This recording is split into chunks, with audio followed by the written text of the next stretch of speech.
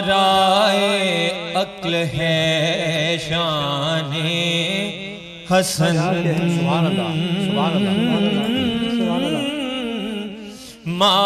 ماورائے عقل ہے شان حسن ماورائے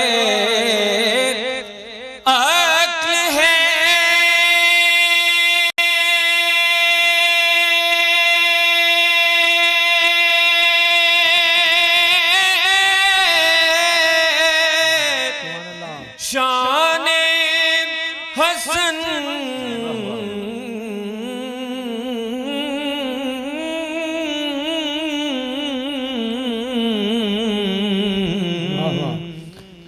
دو جہاں ہے زیر دامان حسن دو جہاں ہے زیر دامان حسن دیکھیے گا ذوفشاں ہے مشعل دین مبین ذوفشاں ہے مشعل دین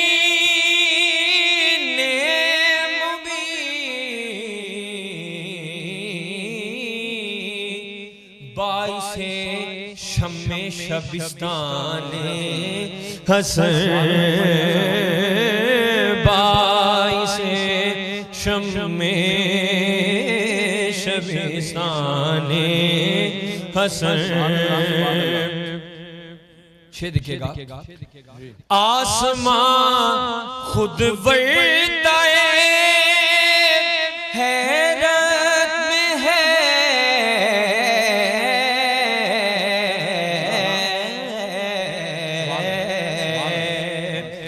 آسمان خود ورتائے حیرت میں ہے کتنی وسعت میں ہے ایوان حسن کتنی وسعت میں ہے ایوان حسن اور شیئر دیکھئے ہوگا ماند پڑ جاتے ہیں شمس و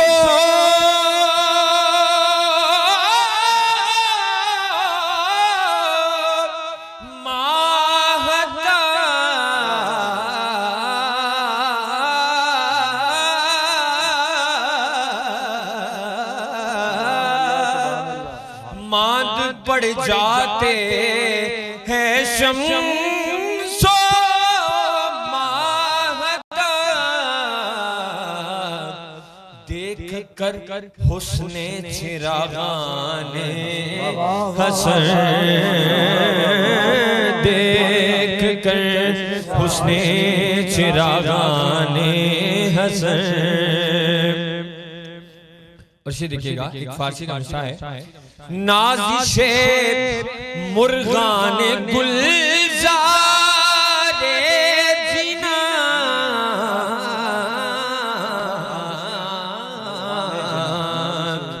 نازش مرغان گلزار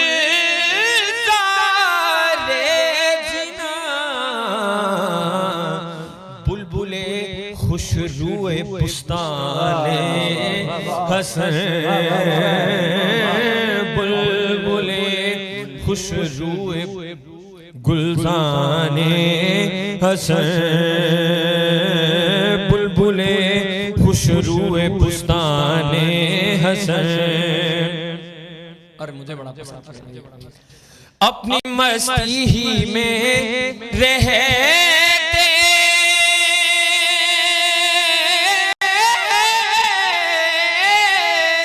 ہیں صدا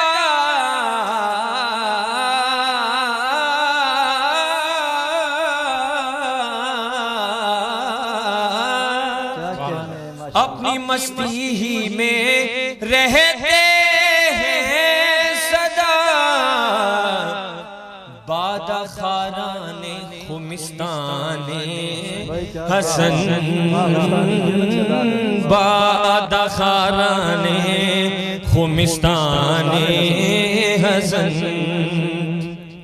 اور آخری شعر ہے خوش نصیبی نے کیا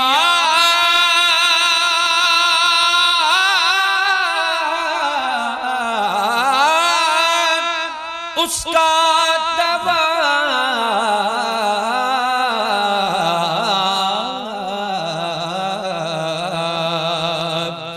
خوش نصیبی نے کیا اس کا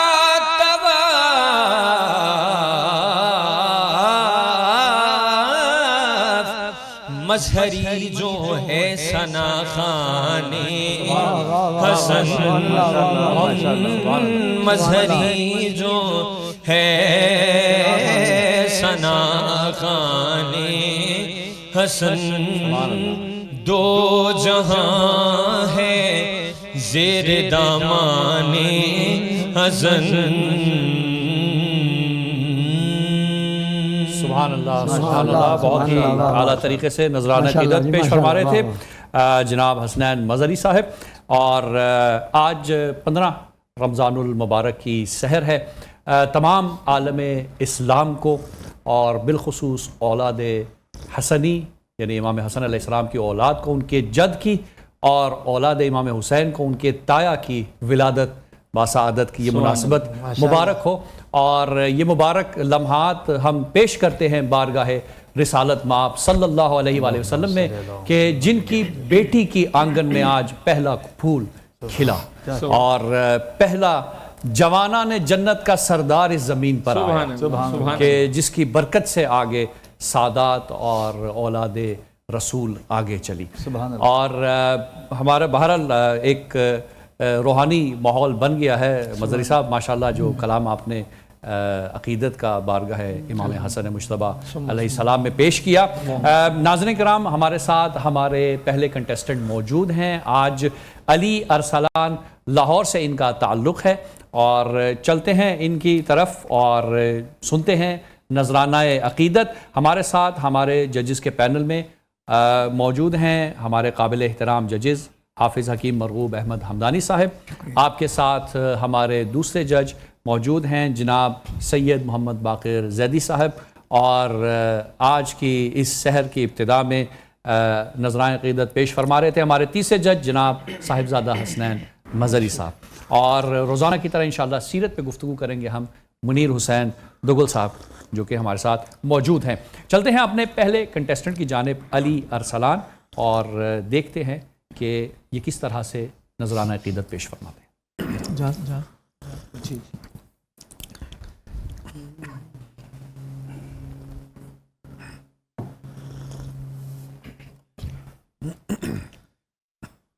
گزرا وہ جدھر سے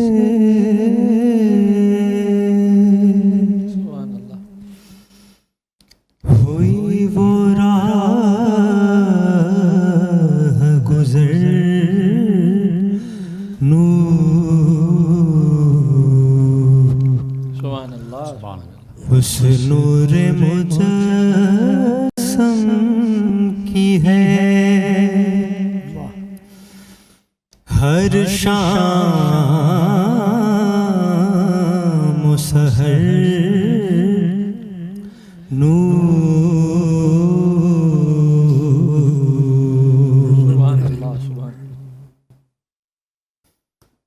گیسو کی ضیا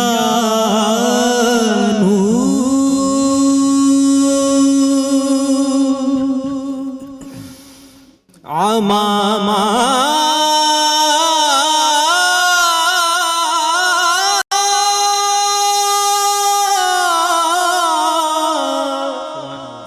کی چمک نور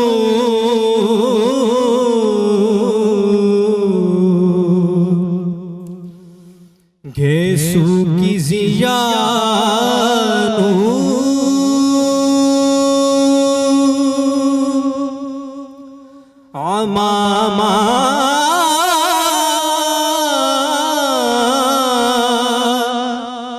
کی چمک نور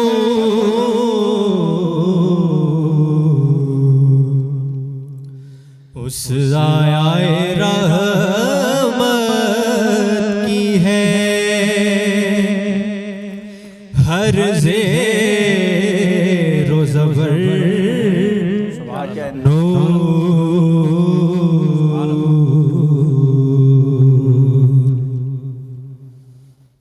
کیوں کرنا ہو زہرا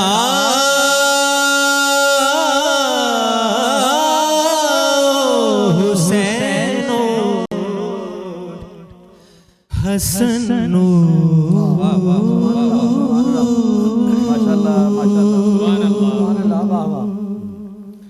کیوں کرنا ہو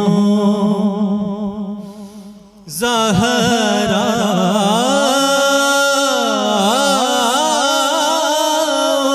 حسین حسن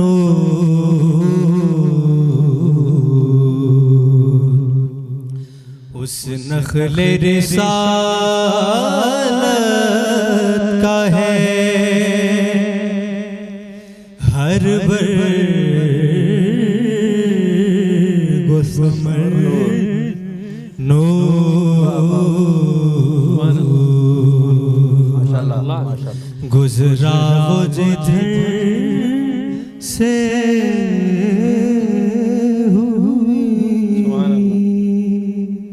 سبحان اللہ جی سبحان اللہ. بہت ہی خوبصورت انداز میں منقبت پیش کر رہے تھے. نعت کے اشعار تھے بارگاہ رسالت معاب میں. چلتے ہیں اپنے ججز کی جانب اور جانتے ہیں کمنٹس. میرے خیال سے حمدانی صاحب آپ سے شروع کریں گے.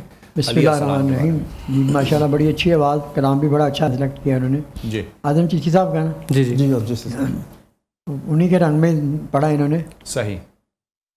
بڑی اچھی. تھوڑا سا آخر میں جا کے لفظ آپ چھوڑ رہے تھے, گزرا وہ جدھر سے ہوئی وہ راہ گزر, نور الگ کر رہے تھے, گزر الگ کر رہے تھے. صحیح. شام و سحر, نور پھر الگ کر رہی ہے. ان کو ملا کے جیسے پہلے ایسے میں کہہ رہے ہیں نا, گزرا وہ جدھر سے ہوئی, پہلا بھی مکمل کر رہے تھے, اسی طرح دوسرا بھی مکمل کرنا چاہیے. بالکل صحیح. ٹھیک ہے ماشاءاللہ, بہت اچھا پڑھا آپ نے. جی ماشاءاللہ بہت خوب. انتخاب کلام کے حوالے سے زیدی صاحب آپ سے پوچھیں گے. علی اسلان لاہور سے آپ تشریف لائے اور اعظم چشتی صاحب ماشاءاللہ کوئی اس پر مطلب تعارف کرانے کی بالکل ضرورت ہی نہیں ہے. مطلب نعت کا تصور لائیں آپ اپنے ذہن میں, ایسا ہو نہیں سکتا کہ اعظم چشتی صاحب جو ہے وہ آپ کے تصور میں نہ آئیں. اور بہت بزرگ اور کتنا کام ہے ان کا, جو ہے 5 کے قریب کتابیں ہیں نعت پہ, اور صدارتی ایوارڈ ملا حسن کارکردگی نعت کے میدان میں. تو ایسے شاعر کی جو ہے وہ ظاہر ہے کہ نعت پڑھی انہوں نے اور بہت خوب پڑھا, اور تلفظ بھی جو تھا وہ ان کا بہت اچھا رہا. کیا یہ پہلے پڑھا جا چکا ہے؟ نہیں, یہ کلام یہ بھی نیا کلام ہوا. اور یہ بھی ایک جو ہے وہ میں جیسے کہ میں مستقل کہتا چلا آ رہا ہوں کہ انتخاب کلام میں اس بات کا یہ جو خیال رکھا جائے, اس کا بھی جو ہے نا وہ بہت اچھا تاثر پازیٹیو جو ہے وہ امپیکٹ جاتا ہے. ایک ہوا یہ تھوڑا سا کہ گزرا وہ جدھر سے ہوئی وہ راہ گزر نور, آپ پڑھ رہے تھے گزرا وہ جدھر سے وہ ہوئی راہ گزر. ٹھیک ہے, لیکن میں نے ان کے جو PDF ہے وہاں سے دیکھا تھا. یہ آپ ہی نے دیا ہے مجھے بیٹا. صحیح. جی جو کلام آپ نے دیا ہے وہ اس وقت استاد کے پاس موجود ہے. آپ ہی کا دیا ہوا کلام. لیکن انہوں نے غالباً پڑھا ٹھیک ہے, ٹھیک, یہاں غلط ہے کیونکہ انہوں نے شاید جنہوں نے لکھا ہے انہی کی ویڈیو. جی ان کی. جی صحیح, ٹھیک, سند ہو گئے. بھائی ٹھیک کہہ رہے ہیں, یہاں گڑبڑ ہوئی ہے, اس نے صحیح پڑھا.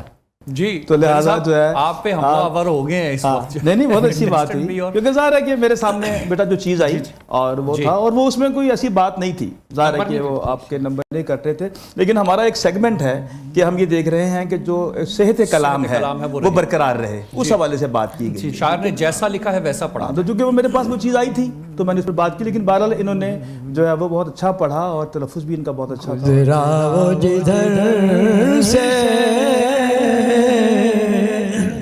ہوئی وہ راہ گزر یہ آپ سانس لے رہے ہیں. صحیح, بہت.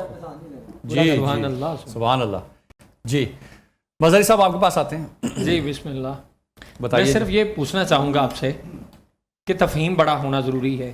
آپ نے شعر پڑھا, زیر و زبر والا شعر پڑھیں, بغیر ترنم کے پڑھیں. باریکی دکھاؤں آپ کو آج اعظم چشتی صاحب کی, یاد ہے بغیر ترنم کے پڑھیں. جی میں پڑھ رہا ہوں.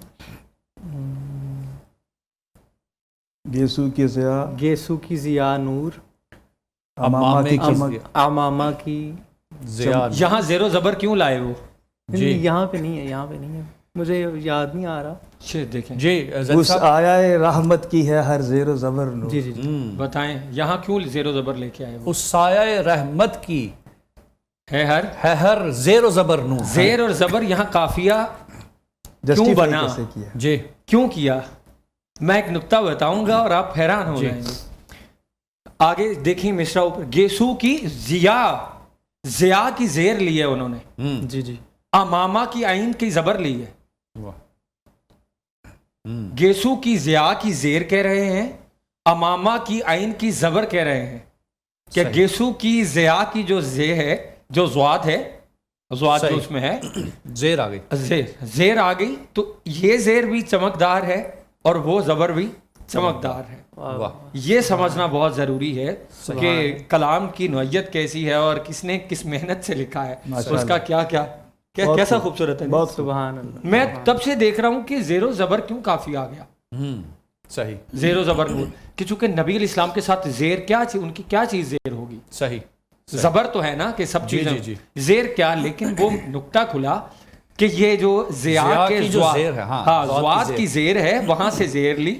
اور جی. واہ کتنا خوبصورت. بہت. باقی آپ کی پڑھت کے حوالے سے اگر بات کی جائے تو جب دوسری بار آپ نے امامہ کو پڑھا آپ نے جھڑک گئے سور سے تھوڑا سا, تو جی بالکل ایسے ہو گیا ایسا. بالکل. ہاں بہت باریکی سے یہ چیزیں دیکھی جاتی ہیں یہاں سے. جی جی. صحیح. باقی آپ نے اب کی جتنی بھی حاضریاں ہو چکی ہیں سب سے خوبصورت آپ نے پڑھا ہے. سبحان اللہ. بہت کم لہنی غلطیاں اور بہت لفظی غلطیاں, جی بہت ہی کم نہ ہونے کے جی برابر. بہت خوب. ماشاءاللہ ماشاءاللہ. جی ناظرین کرام, ہمارے ساتھ موجود ہیں ہمارے مہمان, سیرت کے حوالے سے گفتگو کریں گے جناب منیر حسین دوگل صاحب سے.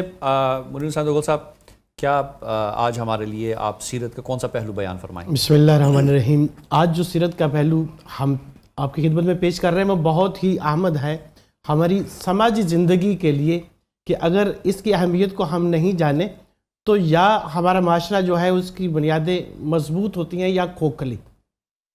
اور اس کی کچھ صفات ہیں جس طرح سے انصاف ہے اور لیڈرشپ ہے اور شہریت ہے.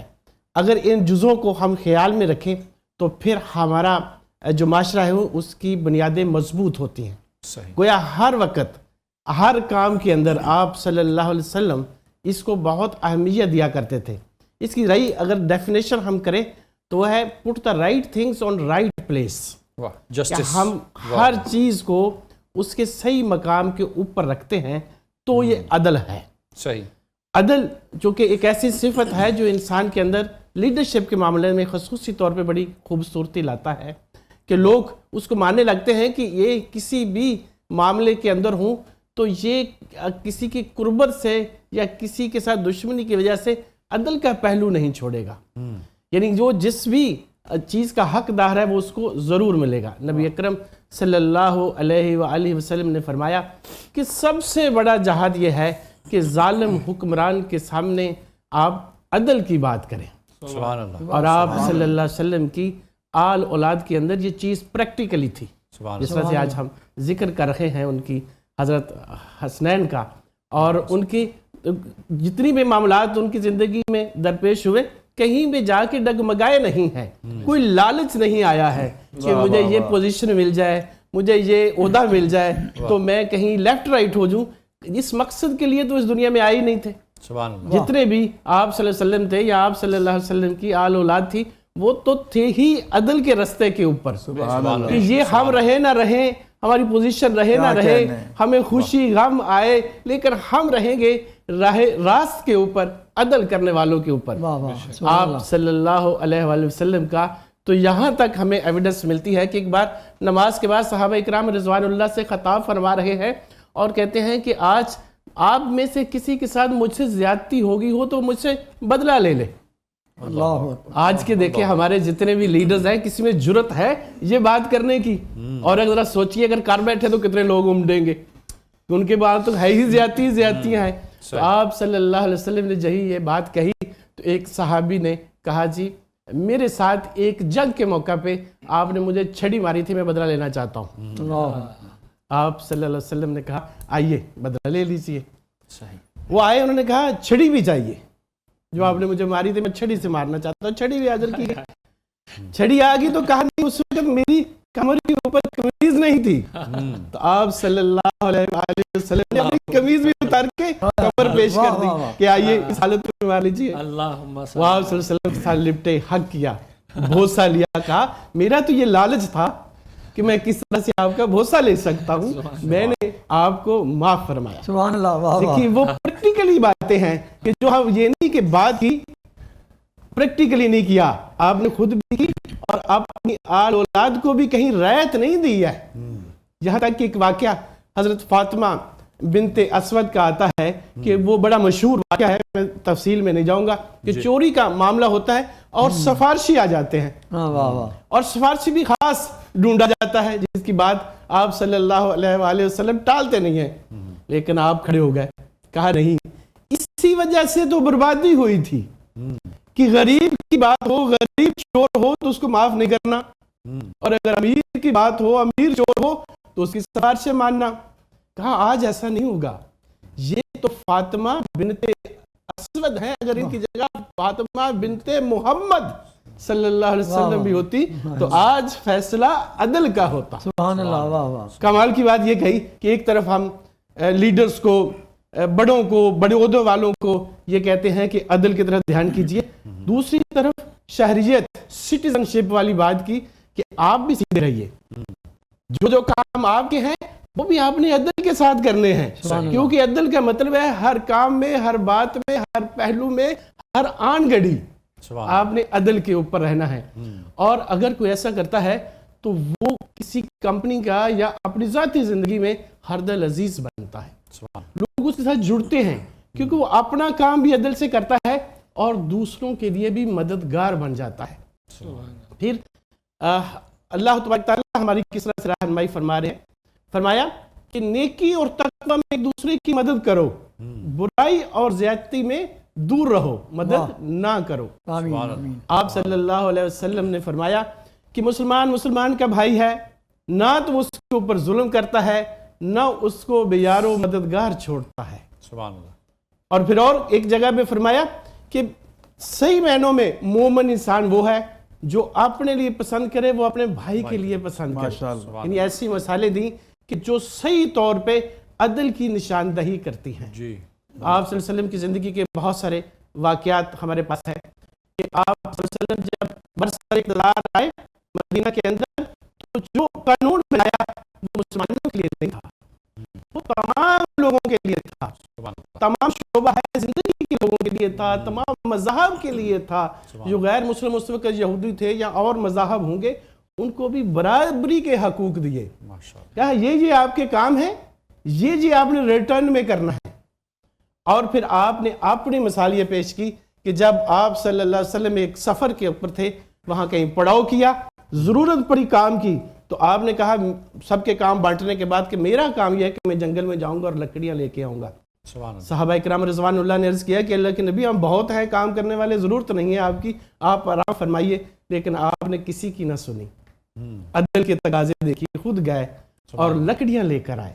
اللہ سے دعا ہے کہ یہ عدل کے تقاضے ہماری زندگیوں کے اندر بھی آ جائیں. جزاک اللہ جی. بہت ہی خوبصورت انداز میں منیر دوگل صاحب سیرت کے پہلو اور عدل کی اہمیت بیان فرما رہے تھے. ناظرین کرام وقت ہوا چاہتا ہے ایک بریک کا, ملتے ہیں آپ کو ایک شارٹ بریک کے بعد.